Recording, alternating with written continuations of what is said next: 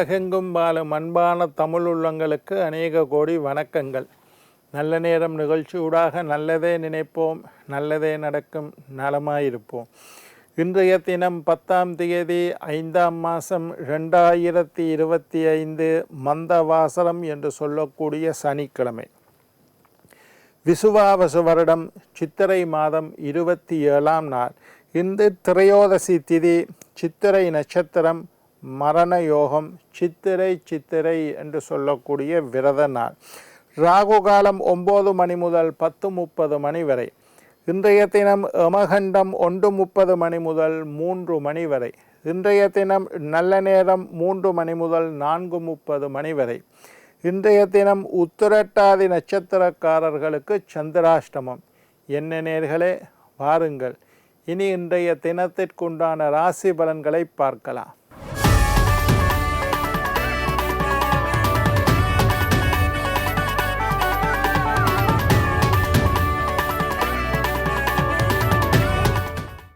மேஷம் சுகம், ரிஷபம் பக்தி, மிதுனம் ஓய்வு, கடகம் பரிவு, சிம்மம் விருப்பம், கன்னி நட்பு, துலாம் நன்மை, விருச்சிகம் செலவு, தனுசு ஆதரவு, மகரம் வெற்றி, கும்பம் போட்டி, மீனம் அமைதி.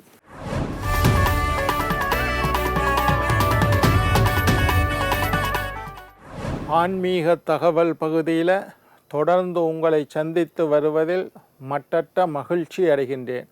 ஒவ்வொரு நாளும் ஒவ்வொரு புதிய அற்புதமான ஆன்மீக தகவல்களை உங்களோட பகிர்ந்து கொண்டு இருக்கிறோம். அந்த வகையில் இன்றைய தினமும் சில நல்ல விஷயங்களை உங்களோட பகிர்ந்து கொள்ளலாம் என்று காத்திருக்கேன். எங்களுடைய நிகழ்ச்சிக்கு நீங்கள் தரக்கூடிய ஆதரவு என்னை மகிழ்ச்சி அடைய செய்கின்றது. சரி, இன்றைக்கு என்னத்தை பற்றி பார்க்க போகிறோம்னா, அபிஷேக பொருட்களுக்கு உண்டான பலன்களை பற்றி பார்க்க போனோம். என்ன பொருளை அபிஷேகம் செய்தால் என்ன பலன்? ஐயா, பால் அபிஷேகம் செய்தால் அதற்கு என்ன பலன்? இளநீரினால் அபிஷேகம் செய்தால் என்ன பலன்? விபூதியினால் அபிஷேகம் செய்தால் என்ன பலன்? அன்னாபிஷேகம் செய்தால் என்ன பலன்? மஞ்சள் மாவினால் அரசனை அபிஷேகம் செய்தால் என்ன பலன்? இதை பற்றி இன்றைக்கு பார்க்க போகிறோம். ஒவ்வொரு அபிஷேக திரவியங்களுக்கும் ஒவ்வொரு பலன் உண்டு.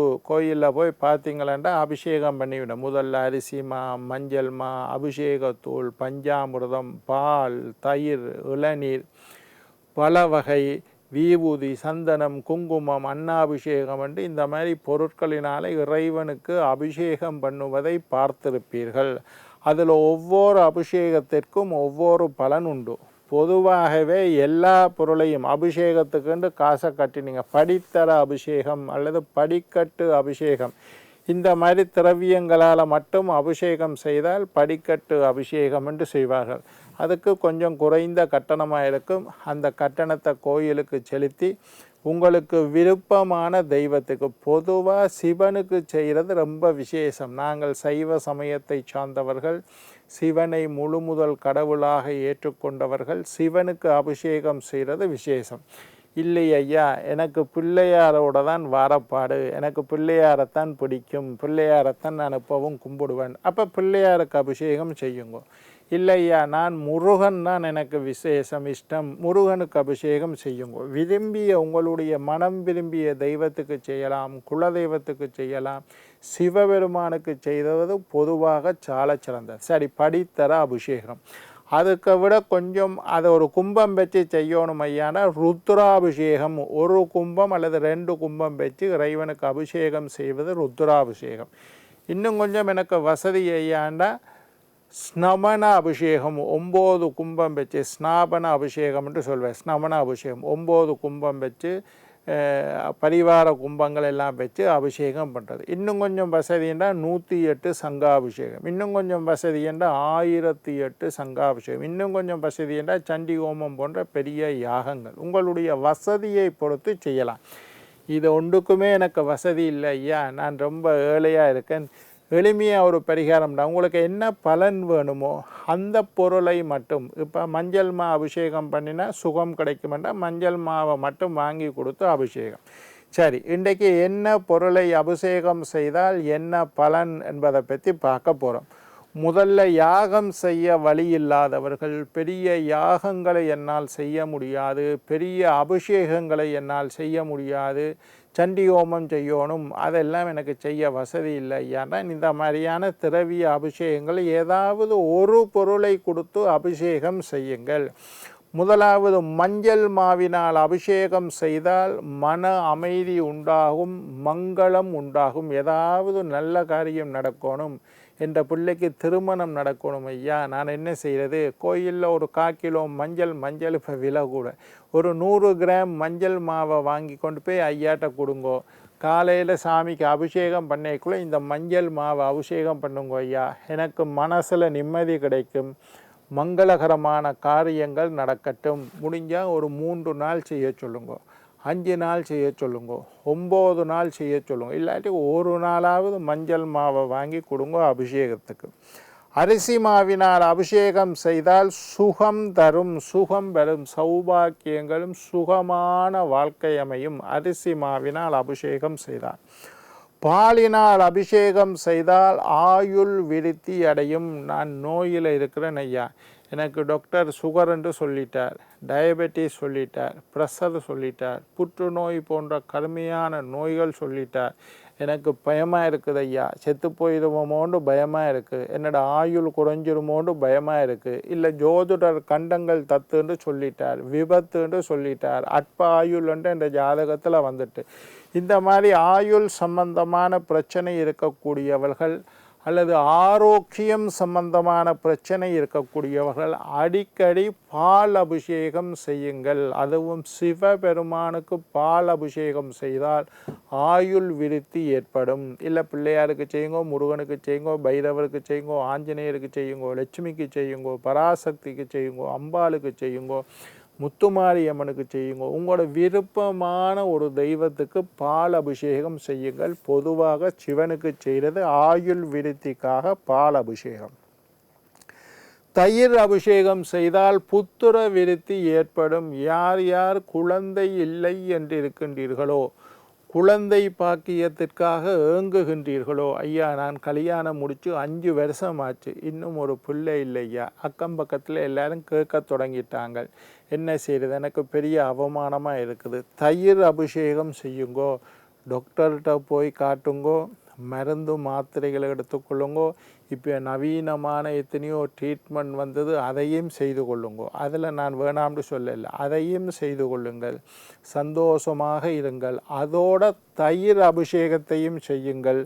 தயிர் அபிஷேகம் செய்தால் நீங்கள் செய்யக்கூடிய ட்ரீட்மெண்ட் சக்ஸஸ் ஆகும். ட்ரீட்மெண்ட் செஞ்சால் மட்டும் நடக்கும்னு நினைக்காதீங்க.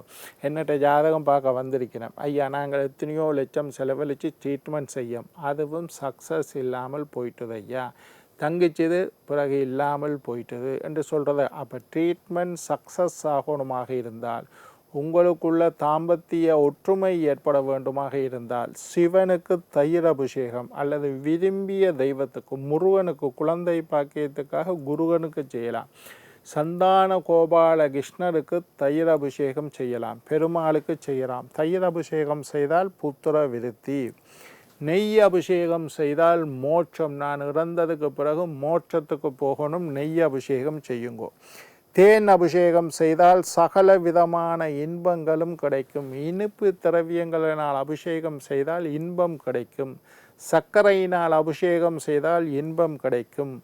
பஞ்சாமிர்தத்தினால் அபிஷேகம் செய்தால் உடல் வலிமை பெறும். உடம்பு வலிமை பெறணும், வைராக்கியத்தோடு இருக்கணும், வீரமாக இருக்கணும்னா பஞ்சாமிர்த அபிஷேகம் செய்யுங்கள், உடல் வலிமை பெறும். அன்னாபிஷேகம் செய்தால் ஆயுள் விருத்தி. நோயால் பாதிக்கப்பட்டவர்கள், நோயாளிகளாக இருந்தார், என்னோட தாத்தா ஆஸ்பத்திரியில் இருக்கார் ஐயா, டாக்டர் கையை விட்டுட்டார், அன்னாபிஷேகம் செய்யுங்கோ, அவர்களுடைய ஆயுள் விருத்தி அடையும். எலும்பிச்சைம்பழத்தினால் அர்ச்சனை அபிஷேகம் செய்தால் நோய் நீங்கும். எலும்பிச்சைம்பழம் என்ற தேசிக்காய் என்ற அர்த்தம், தேசிக்காய் என்ற எலும்பிச்சம்பழம், இதனால் அபிஷேகம் செய்தால் நோய் நீங்கும். மாதுளை பழத்தால் அபிஷேகம் செய்தால், மாதுளை பழம் என்பது, மாதுளம் பழம் என்பது மகாலட்சுமிக்கு பிரியமானது. மகாலட்சுமிக்கு மாதுளம் பழத்தினால் அர்ச்சனை செய்தால் குடும்பத்தில் இருக்கக்கூடிய சண்டை சச்சரவுகள் நீங்கி மகிழ்ச்சி ஏற்படும். சிவபெருமானுக்கு மாதுளம் பழச்சாற்றினால் அர்ச்சனை செய்தால் குடும்பத்தில் மகிழ்ச்சி ஏற்படும்.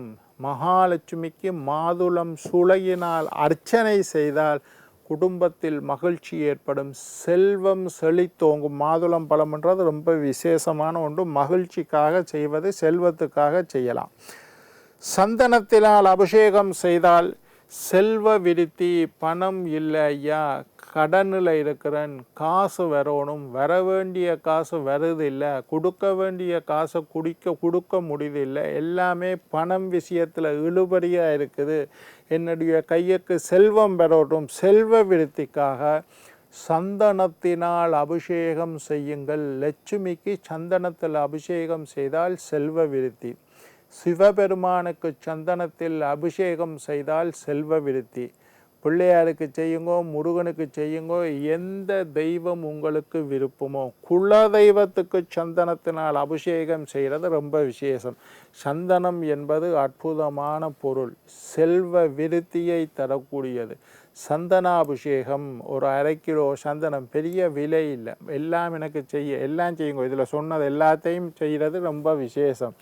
இல்லையா எனக்கு வசதி இல்லைன்னா ஒரு 100 கிராம், 1/2 கிலோ, 1/4 கிலோ சந்தனத்தை வாங்கி கோயிலில் கொடுங்க ஐயாட்ட. ஐயா அபிஷேகம் செய்தால் செல்வ விருத்தி. பன்னீரினால் அபிஷேகம் செய்தால் ராஜ விருத்தி.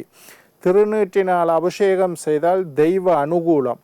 மாம்பழம், திராட்சை, சாத்துக்குடியினால் அபிஷேகம் செய்தால் குடும்பத்தில் மகிழ்ச்சி ஏற்படும். என்ன நேயர்களே, நாளை மற்றொரு நிகழ்ச்சியில் உங்களை சந்திக்கும் வரை உங்களிடம் விடைபெறுவது உங்கள் ஜோதிட சித்தர் டாக்டர் ராஜராஜ குருக்கள்.